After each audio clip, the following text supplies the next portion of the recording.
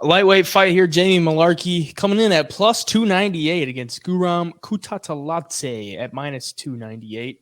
Over under 2.5 rounds, plus 145 for the over, minus 145 for the under. Guram, everyone wants to see him back. The Georgian fighter, 5-0.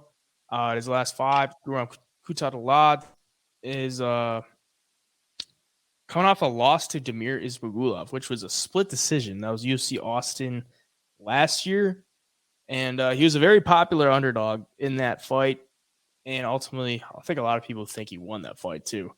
But the guy is just yoked to the gills, man. I mean, he beat Mateusz Gamrot by a split decision, who, is fighting at the top of the lightweight division.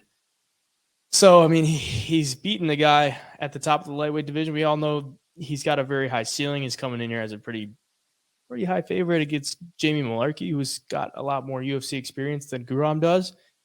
But in all reality, I think Guram probably gets it done. But Jamie Mullarkey is not like some easy fight by any means. I mean, he had a great performance in his last time out against Francisco Prado, where we all thought the under was going to happen, or we thought Jamie Mullarkey was going to fight a little bit more wild, and he just kind of went out there and with a really good game plan and pieced him up for 3 rounds, and Prado just couldn't really get anything going. He was 11-0 going into that fight with a bunch of finishes and just never really found anything. So Jamie Mullarkey could come out there with a similar game plan and just, stay safe, use the length, chip away at him with the leg kicks, and find a win that way. I mean, that's definitely not out of the question.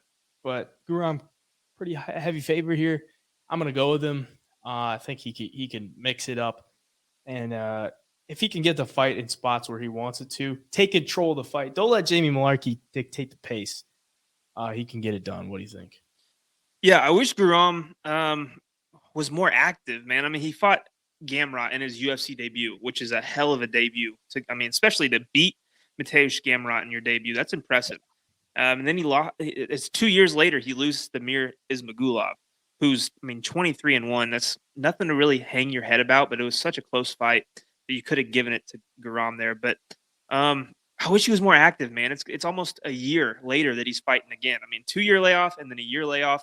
I don't know. I just wish he had more activity. Jamie Mullarkey, he kind of showed the ability in his last fight to just use a game plan and stick to it.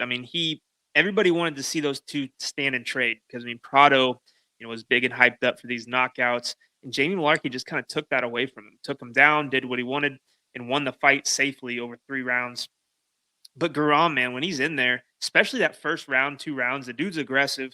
He's just that crazy Georgian. He is Georgian, Georgian fighter. Similar to guys like I can never say. I'm just gonna say Chikadze. I can never get that first name to roll off my tongue. But striking similar. He's got good kicks. He's powerful.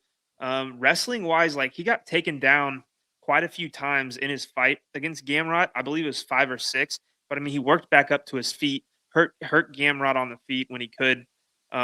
Just showed a pretty well-rounded game. So against Mullarkey, I don't see Mullarkey having big success with the wrestling and grappling. On the feet, it might be kind of close in the first round, but as the fight goes on, I see Guram start to take over. I do think he wins, but at this price, man, it's just risky. Yeah, I'm surprised that the line's this wide. I know Guram's got a lot of hype, and people think he's going to be a really good fighter, but he only does have 2 fights in the UFC.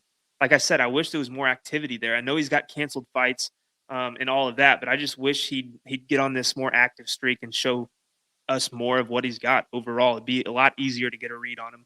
But I do think he should be the favorite. Maybe not quite this big of a favorite, but I do think he wins.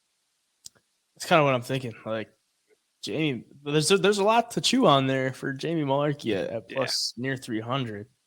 Lengthy guy, younger guy, improving. Guram hasn't been active. Guram, I believe he trains in Sweden as well with Hamzat and goes to Vegas from time to time as well. He's big friends with Hamzat, so it's never a bad thing. But yeah, I don't really know why he hasn't been as active. Is it just injuries or just doesn't really care to or just can't get a fight or what is it? Yeah. Because seems like the prime is fading. You know what I mean? Right. Comes into the UFC in 2020 and he's only got 2 fights. So it's damn near 3.5 years. We'll see. But I mean, Mullarkey, live dog for sure.